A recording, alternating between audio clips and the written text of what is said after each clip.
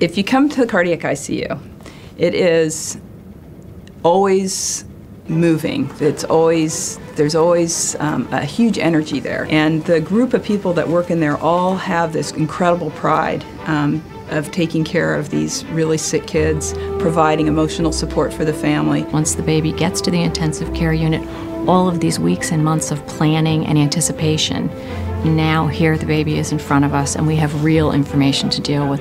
We have a real plan. It's not theoretical surgery. The baby's going for surgery. You have a date, you have a time. It's a very different level of stress for families. So when the family walks in and sees their child, if the baby's been born uncomplicated and just started on its medications, gotten its lines and come over, it looks actually very comfortable, and I think that transition's pretty easy.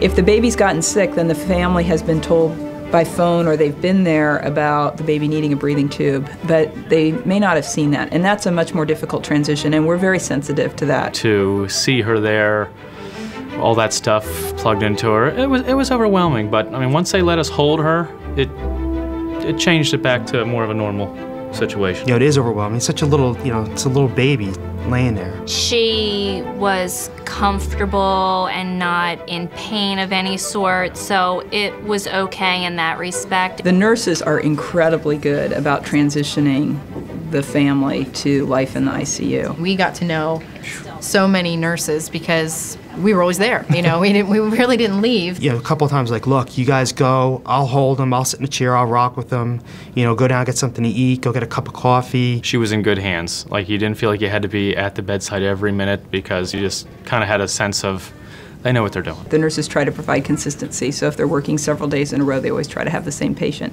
They try to have the same patient before surgery and after surgery.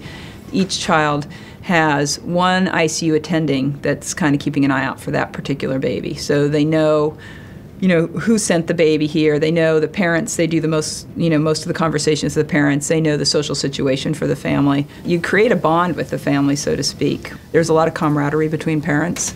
Once they've sort of adjusted to being in the ICU, you'll often see them getting coffee with another set of parents. And I think there's a connection that they make with the other parents at that time, which is pretty strong. Concern for yourself, you're concerned for other families. You start to bond with people pretty quickly, and you spend a lot of time together, in the waiting rooms, sitting at the bedside of the different trials. Right, days of surgery. The amazing thing was how many kids there were in the ICU when we were here. Like almost every room was full. It really looks like you're not in this alone. The amount of time the babies have to stay in the ICU depends on what their heart problem is. I usually tell parents that if the baby's not a premature baby that's been diagnosed without getting sick, that the expectation is that they'll probably be in the hospital somewhere between 10 days and 2 weeks. That's our average. But I always mention to the family that it could be longer, because you tend to put the 2 weeks in your head, and then 2 weeks in one day is like terrible. But it could easily be 2 weeks in one day. It's not like every day your baby gets better. Some days are a little setback, and that can be really hard because you kind of have a goal when you're going to go home and something sets you back. That can even be more difficult than the baby's surgery itself. And this is where the social worker works very closely with the nursing staff in the cardiac ICU.